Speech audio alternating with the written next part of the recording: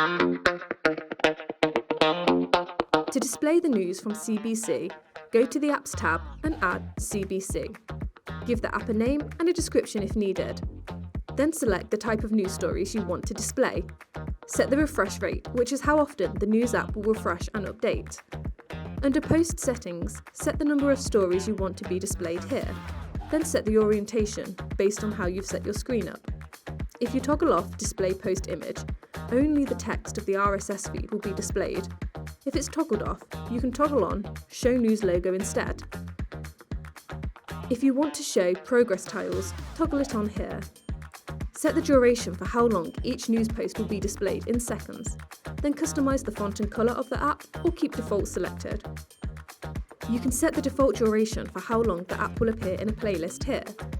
Keep availability unticked if you don't want to schedule the app, or toggle it on and set the start and expiration dates. This means the app will not be displayed outside of these dates. Then click Save and your app will be ready to display.